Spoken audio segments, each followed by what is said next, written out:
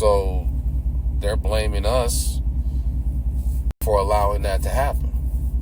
So basically, it's about dictating terms from our position of power that we inherently have. And it has nothing to do with asking them for anything.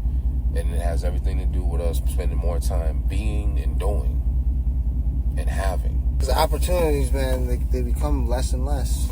Exactly. One thing about when I grew up and was in high school, I was able to take advantage of some really good opportunities. Right. That was what it was.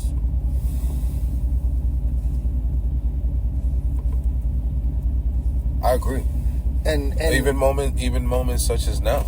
And we were just talking earlier about I was in the ER and what I'm going through and schools that are full of incompetent individuals, which some of that is given due to my financial status and the zip code that I live in currently. And the politicians that run it. Right. Because that's not something we get to decide as, or I should say you as parents, right, of the way that your school system for your children should be built. Right. You know what I mean? Like, right. That would make a lot more sense. Right. And being that I was lucky and got to move around all the time, because we moved around every 6 months. You know what I mean? Growing up. Right. I got to be around a lot of different people, and I got to learn to appreciate that I had a better situation than somebody down the street. Exactly. Somebody's always got it worse. Truly. You know? So, like, one of my favorite aspects in life is appreciation, gratitude. Right. Because kindness is far and few in between, and it's a currency that most people don't use.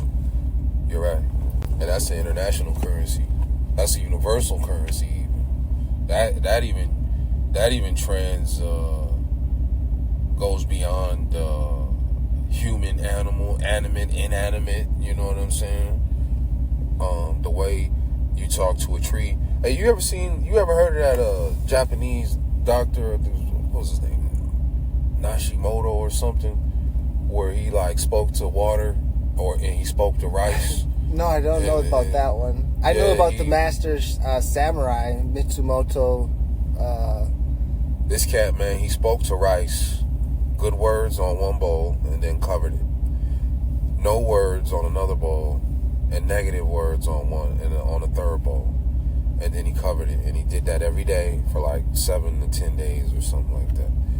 And the bowl of rice that was spoken good words, after a week, 10 days, it was still like white and good. It smelled good.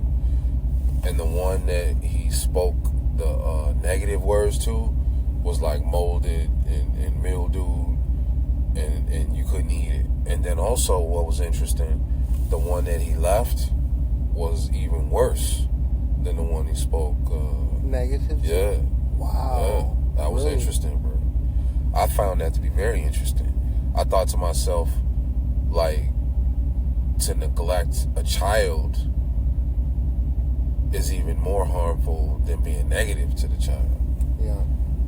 Or to yourself in certain ways, aspects of your existence. Yeah. And now, I liken that to the reality that we're in as far as the abandonment of one's responsibilities in the third dimension.